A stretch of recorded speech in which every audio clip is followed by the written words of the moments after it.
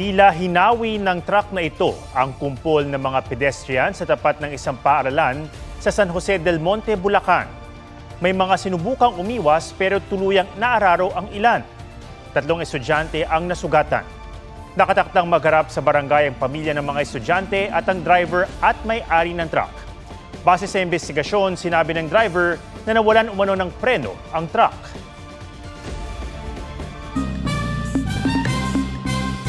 Inaapula pa rin ang sunog na sumiklab ngayong gabi sa isang commercial building sa Santa Cruz, Maynila. May live report si Jamie Santos. Jamie?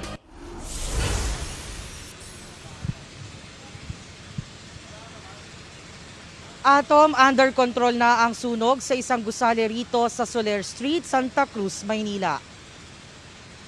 7:33 ng gabi nang makatanggap ng tawag ang BFP na nasusunog ang isang commercial building sa kanto ng Soler Street at Florentino Torres Street. Ayon sa ilang saksi, mga tenant sa katapat na condominium building ang unang nakapansin ng makapal na usok hanggang makita ng may apoy sa gusali.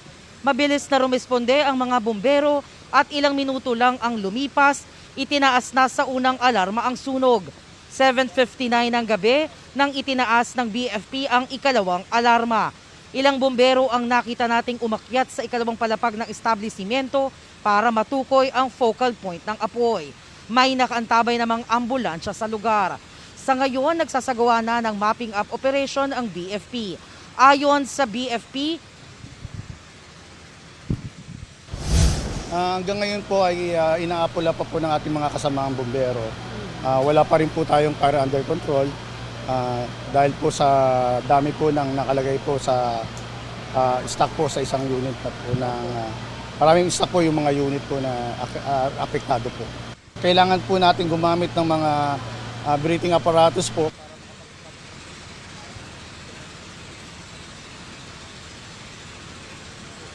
Atom, ayon sa BFP, 2 unit sa ikatlong palapag ang pinakaapektado ng sunog.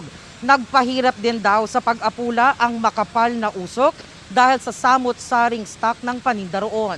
Sa tantya ng BFP, humigit kumulang nasa 3.5 million pesos ang halaga ng pinsala.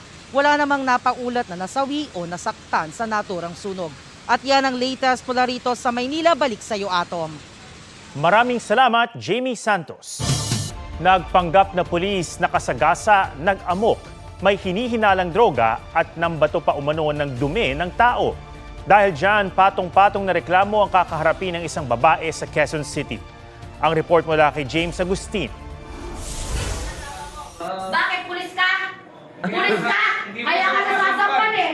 Galit na galit ang babaeng yan habang nasa barangay hall ng San Roque sa Quezon City. Inaresto siya matapos mahulihan ng umano'y kush at vape na hinihinalang may cannabis oil. Bago yan nakatanggap ng tawag ang barangay na nagwala rin ng babae sa LTO Extension Office sa 20th Avenue. Nagulat na lang po kami, pinagmumura po kami lahat. Sabi niya, nasi CR ako. Di after nang CR siya, so pagdating namin sa banyo, nagsisigaw at nagwawala. Pinagsisipa po yung pintuan namin, so nawarat po lahat. Lahat ng mga gamit doon nasira, yung bowl, binasag niya din. Magbabayad ka ng malaki, ma'am. Nambato rin ng kung ano-ano ang babae. Sa maletang nasa kotse ng babae na diskubre ang ilang athletic uniform ng PNP. Batay sa investigasyon, nagpanggap na pulis ang babaeng nakabangga raw ng motorista sa EDSA. According sa witness, naka-uniform siya ng athletic uniform na pulis.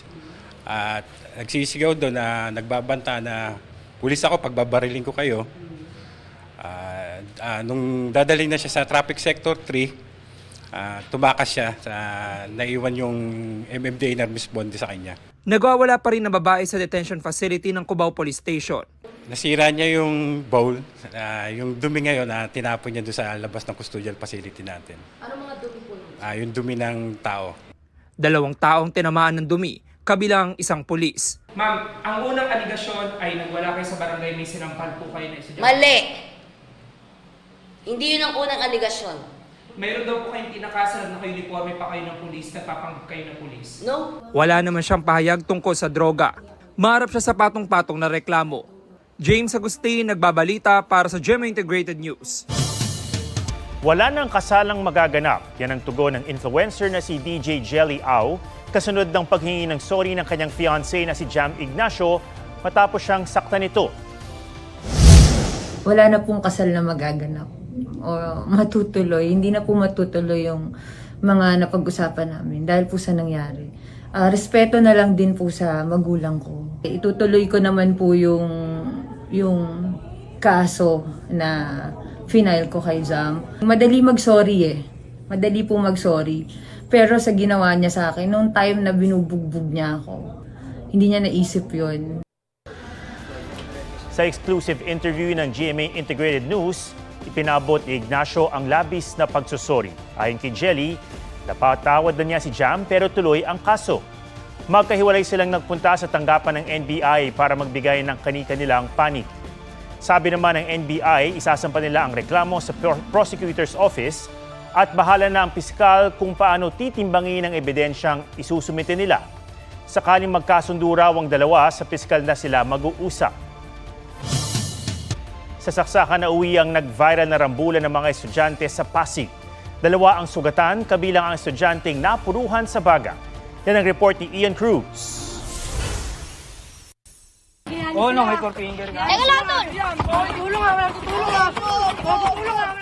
Sa viral video na ito, sunod-sunod na nagpakawala ng suntok ang estudyanteng naka-PE uniform at lalaking nakaputing uniforme. Walang umawat sa suntukan na nangyari sa A. Flores Street sa gilid ng Pasig River. Nakisali na rin ang kanilang mga kasama sa bardagulan. Pawang mga estudyante sila ng Rizal High School. Nakuhanan din sa iba pang anggulo ang away. Ilang saglit lang, may bakas na ng dugo ang naka-PE uniform na nasaksak na pala. Kinailangan siyang operahan matapos mapuruhan ng baga. Ang kasama niyang nakaputing damit, nasaksak din pero nakalabas na ng ospital. Nagkainitan po sila doon sa loob ng school. No? So after ng klase nila, nag-meet po sila sa labas. Hawak na ng Pasig Police ang 7 sangkot na kapwa minor de edad.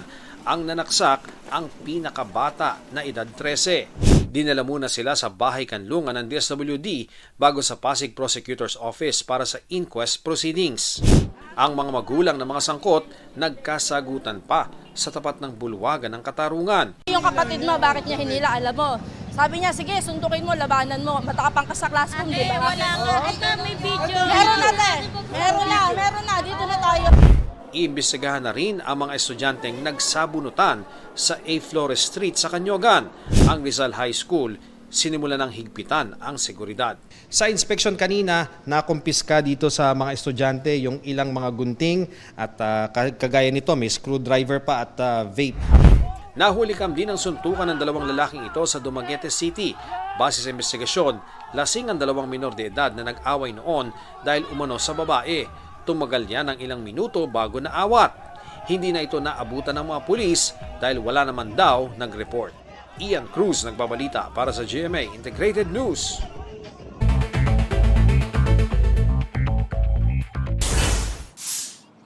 Muli magpapatupad ng cashless toll collection sa mga expressway sa March 15. Pinasuspindi ni bagong Transportation Secretary Vince Dizon. Anya anti-poor ang pagtanggal sa cash lanes lalo't hindi kaya ng ilan ang minimum load. Marami rin naman ang aberya sa mga cashless toll gate na dapat munang ayusin. Bagsak presyo na nga, sobra pa ang supply ng kamatis sa Nueva Ecija na nasa 4 pesos kada kilo. Lugi na raw ang mga nagtatanim nito. Hiling nila, gawing 8 to 10 pesos ang farm gate price. Sa mga palengke, nasa 40 pesos ang kada kilo ng kamatis kumpara sa dating 320 pesos kada kilo. Halos 2,000 pulis ipakakalat sa Baguio City para tiyakin ang seguridad sa Paragbanga Festival. May mobile app din na inilunsad ng pulisya para sa mga turista. Mga labi ni Police Colonel Pergentino Malabed Jr. na kasama sa mga nasawi sa mid-air collision sa Washington DC sa Amerika, naiuwi na. Sinalubong ito ng PNP Class of 1998 na nagbigay pugay at pagkilala. Ivan Mayrina nagbabalita para sa GMA Integrated News. Mataas pa rin bagamat bahagyang bumaba ang dengue cases sa buong bansa sa mga nakalipas na linggo ayon sa Department of Health. Pero maingat pa rin ang ilang Pinoy. Sa Divisoria, maraming nagtitinda ng mga pangontralamok. Kung mabisa ang mga yan at ang ilan pang hakbang kontra lamok. Sa Tip Talk ni Katrina Son.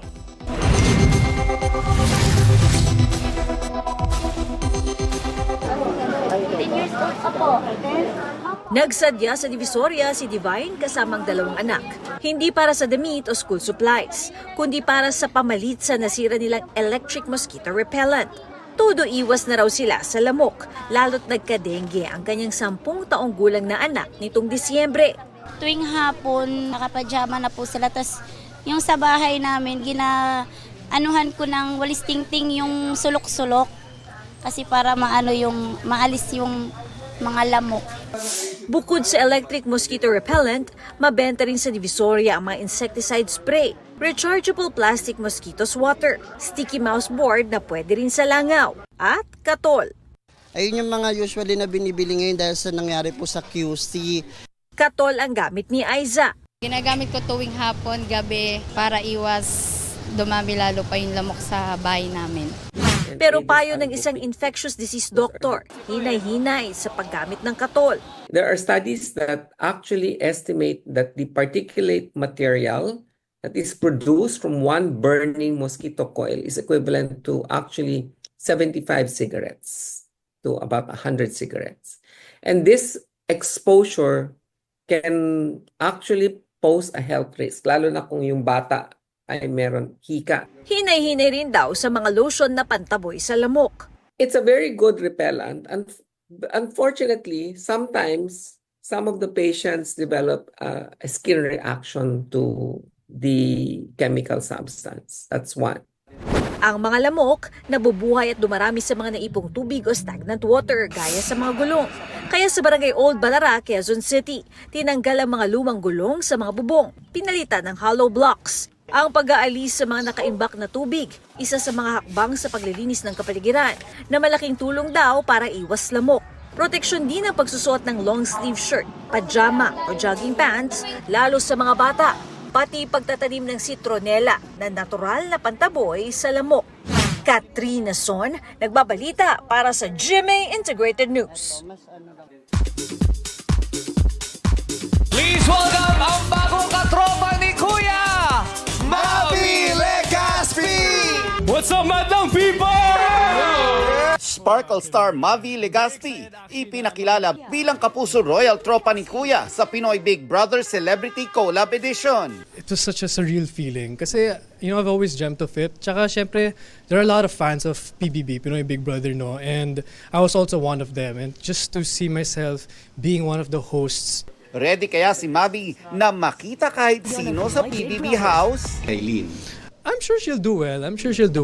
She's been in the industry for a while, so I'm sure it will be exciting din.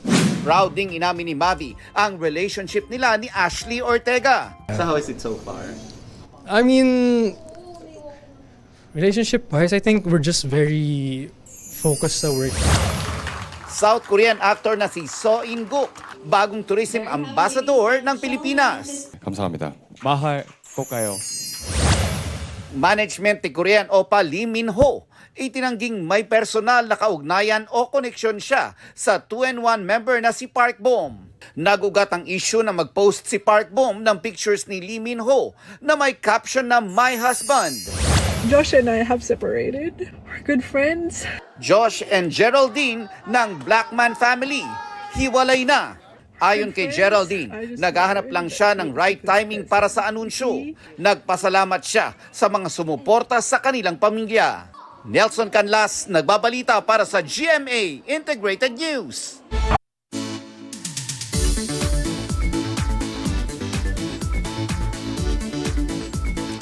Hindi ka raw magniningas kugon sa pagbisita sa atraksyon sa Viga Catanduanes. Chill ang thrill na hatid doon ng bagong bukas na Cogon Hills. Di nating puntahan yan kasama si Rafi Tima.